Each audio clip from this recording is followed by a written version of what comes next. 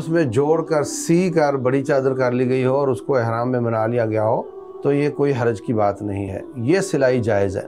نقاب نقب سے ہے، نقب کا معنی جو عورتیں دیکھنے کے لیے ایک کپڑا ایسا ہوتا ہے جس میں سوراخ ہوتا ہے تو وہ سوراخ والا کپڑا نقاب کہلاتا ہے۔ اور نیت کیا ہے؟ یا تو اردو میں کہہ دیں اے اللہ میں حج اور عمرے کی نیت کرتا ہوں، یا کہہ دیں چونکہ شروع میں اکثر لوگ صرف عمرہ کرتے ہیں تو عمرے کی نیت کرتا ہوں۔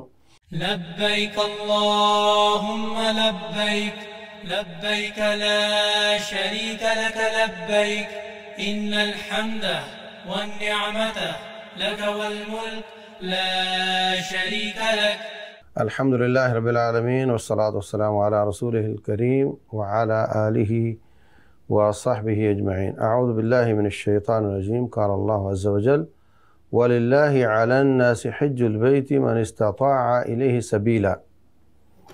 اللہ تبارک و تعالی نے مسلمانوں پر استطاعت کے حساب سے حج فرض کیا ہے۔ حج اللہ تبارک و تعالی کی عبادات میں سے ایک اہم عبادت ہے، اسلام کے ارکان میں سے ایک اہم رکن ہے، اور یہ صرف مکہ میں ہی ہو سکتا ہے اور کہیں نہیں ہو سکتا، اور مخصوص دنوں میں ہی ہو سکتا ہے، سارا سال نہیں ہو سکتا۔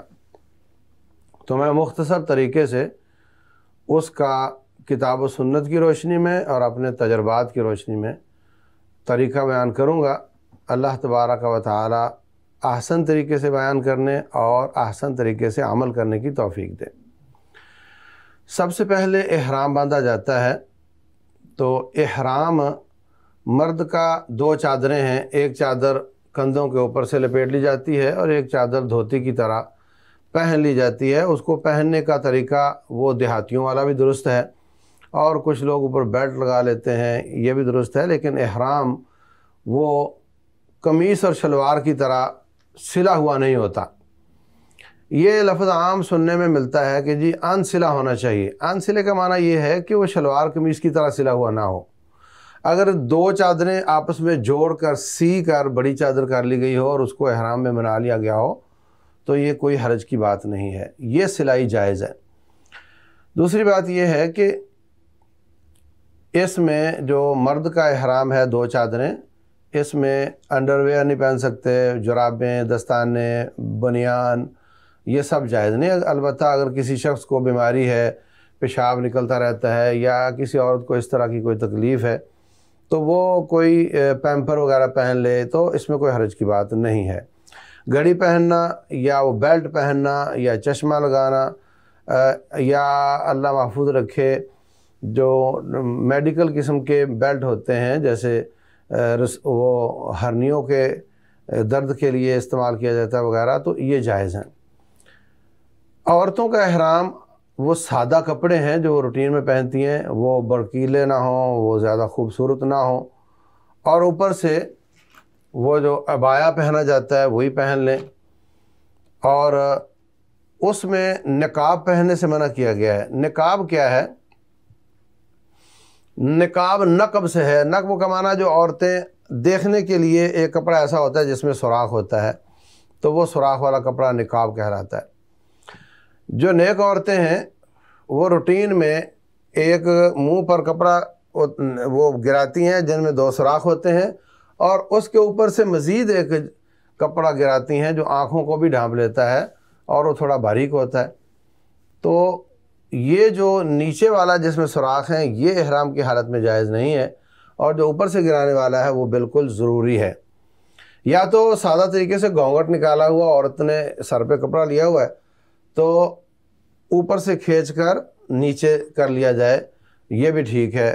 اگر نقاب نہیں کرنا، وہ نقاب اس طرح کا نہیں پہننا، اور اگر نقاب پہننا اپنی سہولت کے لیے تو پھر جس کپڑے جو جسم کے ساتھ چپٹا ہوا ہوتا ہے اور اس میں دو سوراخ ہوتے ہیں وہ والا حصہ نہ پہنے، اور ایک ڈھیلا کپڑا سر سے نیچے گرا لے، اور وہ ناک کو لگتا ہے، گالوں کو لگ جاتا ہے تو کوئی حرج کی بات نہیں، لیکن وہ کسا ہوا نہیں ہونا چاہیے۔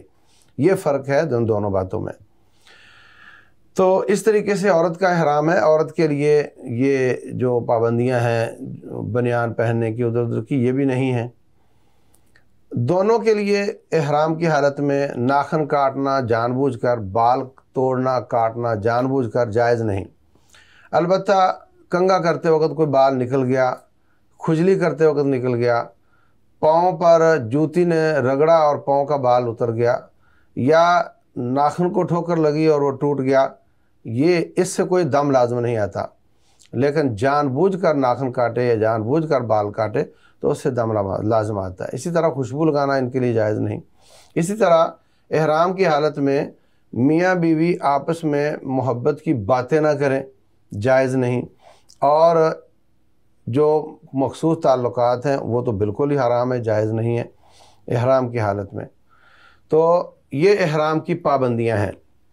مرد کے لیے ایک پابندی یہ بھی ہے کہ وہ سر پر کپڑا نہیں لے سکتا، لیکن یہ پابندیاں ساری اس وقت شروع ہوں گی جب آپ نیت کریں گے۔ تو اس طریقے سے آپ نے احرام پہن لیا۔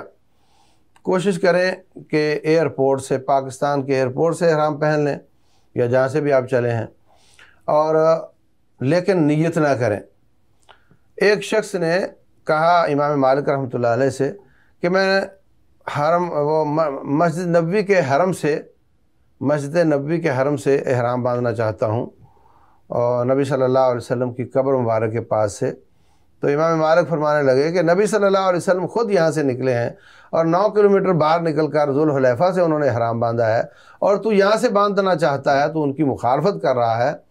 تو اس پر مجھے خطرہ ہے کہ یا تجھے کوئی آزمائش آ جائے گی یا اللہ کا عذاب آ جائے گا، اس لیے کہ رسول اللہ صلی اللہ علیہ وسلم نے، بلکہ رب ذوالجلال نے فرمایا فَلْيَحْذَرِ الَّذِينَ يُخَالِفُونَ عَنْ أَمْرِهِ أَن تُصِيبَهُمْ فِتْنَةٌ أَوْ يُصِيبَهُمْ عَذَابٌ أَلِيمٌ۔ تو اس لیے احرام پہن لیں، کوئی حرج نہیں، لیکن نیت وہاں جا کر کریں جہاں سے میقات شروع ہوتا ہے۔ تو آپ نے احرام پہن لیا، مرد نے، عورت نے، اب لبیک نہیں کہنا، نیت نہیں کرنی۔ آپ کا سفر شروع ہو گیا، جہاز پر آپ سفر پہ روانہ ہو گئے۔ جب جدہ سے 20 منٹ پہلے آپ ہوتے ہیں یا 25 منٹ پہلے، تو اس وقت وہ اعلان کرتے ہیں، ہر زبان میں اعلان کرتے ہیں، اردو میں، انگلش میں، عربی میں، کہ ابھی 3 منٹ 5 منٹ کے بعد ہم احرام وہ میقات کے پاس سے گزر رہے ہیں، تو آپ نیت کر لیں۔ تو اس وقت آپ گھڑی پر دیکھیں، جب انہوں نے 3 منٹ کہا تھا تو اس حساب سے 2.5 منٹ پہلے یا 2 منٹ پہلے آپ نیت کر لیں۔ اور نیت کیا ہے؟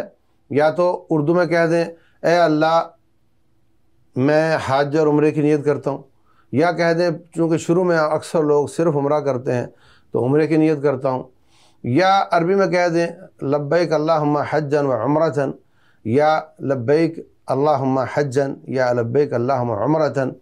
یہ زبان سے نیت کرنا باقی عبادات میں مسنون نہیں ہے، حج اور عمرے میں مسنون ہے، ثابت ہے۔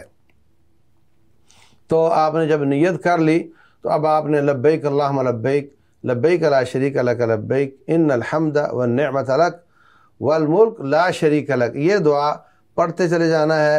اونچی آواز سے پڑھنا ہے مردوں نے، عورتیں آہستہ آواز سے پڑھیں، اور جتنا زیادہ پڑھیں اتنا بہتر ہے۔